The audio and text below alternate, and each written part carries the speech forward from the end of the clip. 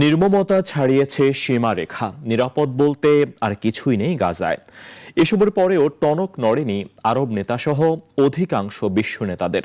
তবে global strike for Gaza কর্মসূচিতে বিক্ষোভে বাংলাদেশ। পুরো বিশ্বকে ইসরায়েলের আগ্রাসন রোধে সোচ্চার হওয়ার আহ্বান জানান বিক্ষোভকারীরা। অলিউল রানীর রিপোর্ট।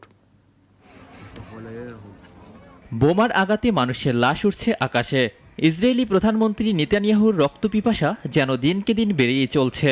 শিশু ও বেসামরিকদের মৃত্যু মিছিল আর স্বজনদের আহাজারিতে গাজায় বাতাসে এখন শ্বাস নেওয়াও কঠিন। ফিলিস্তিনিদের উপরে ইসরায়েলের নির্বিচারে হামলায় মানবতা কাঁদলেও আরবসহ বিশ্বের অধিকাংশ নেতা চুপ। তবে গ্লোবাল স্ট্রাইক ফর গাজা কর্মসূচিতে উত্তাল বাংলাদেশ। সকাল থেকে ঢাকা বিশ্ববিদ্যালয়ের বিভিন্ন পয়েন্টে বিক্ষোভ করে কলেজ ও বিশ্ববিদ্যালয়ের শিক্ষার্থীরা। এ সময় তারা বিশ্ব নেতাদের ছবি সম্বলিত প্ল্যাকার্ড পায়ে পিষে প্রতিবাদ জানিয়ে বলেন, মানবতার কল্যাণে রাজপথে নেমেছেন তারা। অন্তত ফিলিস্তিনের ভাই বোন হয়তো দেখতে পাবে কোনোদিন যে তাদের ভাই বোনরা এখনো বেঁচে আছে। তাদের উপরে যে ঘৃণিত হত্যাযজ্ঞ চালানো হচ্ছে সেটা বন্ধ হোক।